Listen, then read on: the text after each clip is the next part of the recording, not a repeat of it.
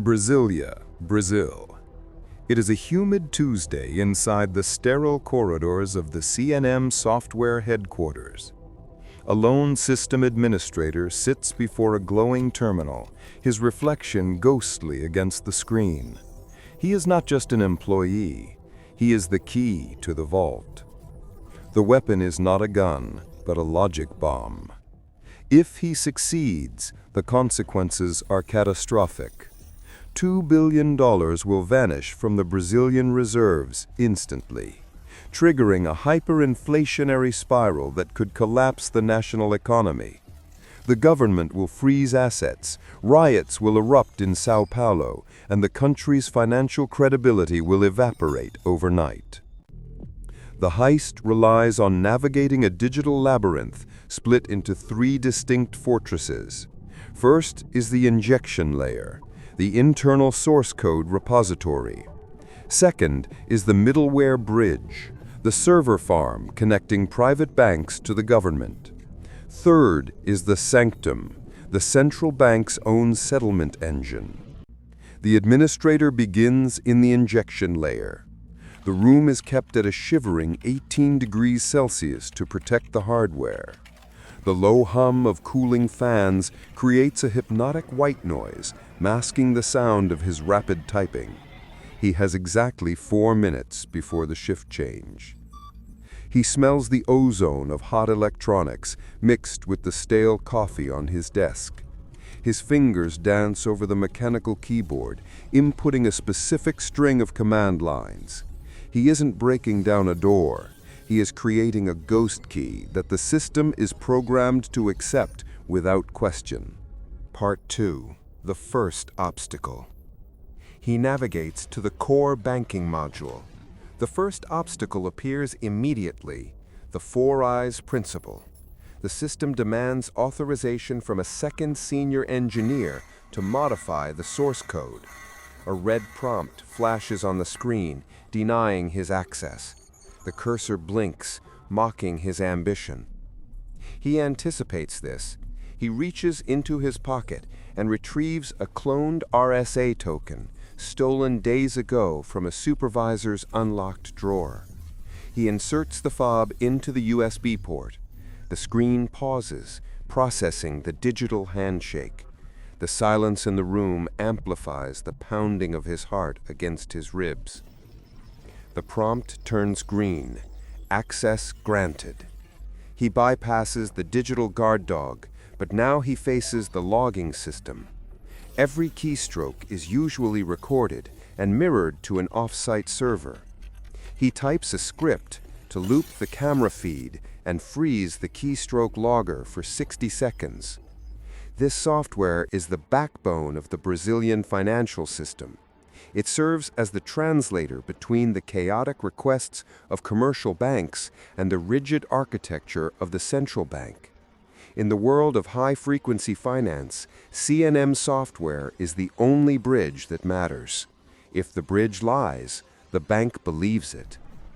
The architecture utilizes the SPB, Sistema de Pagamentos Brasileiro, designed for real-time gross settlement.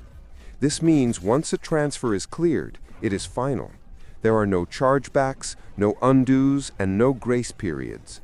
The speed that makes the economy efficient is the very vulnerability he exploits. He injects the malicious payload. The code is designed to activate during the next batch process, disguising the theft as a series of legitimate currency swaps. He pulls the USB token and clears his local cache. The first layer is breached, but the code must now travel to the middleware bridge. He stands up, smoothing his shirt, and walks out of the server room just as the relief shift arrives. The physical part of the mission is over. Now the virus travels through the fiber optic cables, moving from the development environment to the live production servers. The clock starts ticking. Part 3. The mid-roll. An escalation. The narrative shifts now to the unseen investigators at the Central Bank's Security Operations Center, SOC. While the physical intruder sleeps, the digital threat waits silently in the dark, a dormant predator preparing to strike. The gap between infection and detection is closing rapidly. We enter the middleware bridge. This is the second phase. The data center here processes thousands of transactions per second. The injected code buries itself inside a routine update packet. It mimics the digital signature of a standard maintenance patch to avoid triggering the intrusion detection systems. The sheer scale of the theft is staggering. $2 billion represents a significant percentage of the country's liquid reserves. If the anomaly is detected, the protocol dictates a total system shutdown, halting all commerce in Brazil. ATMs would stop working. Credit cards would decline. A junior analyst in the SOC notices a discrepancy in the hash values. The numbers don't align. The file size of the update is 3 bytes larger than the documentation specifies. It is a microscopic error in a sea of data, but it catches her eye. She flags the packet for manual review. The malware detects the scrutiny. Programmed with sophisticated evasion techniques, the code attempts to migrate to a backup server to hide. It is a digital game of hide-and-seek played at the speed of light. She almost dismisses it as a compilation error. It happens all the time. She hovers her mouse over the ignore button. The room is noisy with chatter about lunch plans. The fate of the national treasury hangs on a split-second decision made by a tired worker.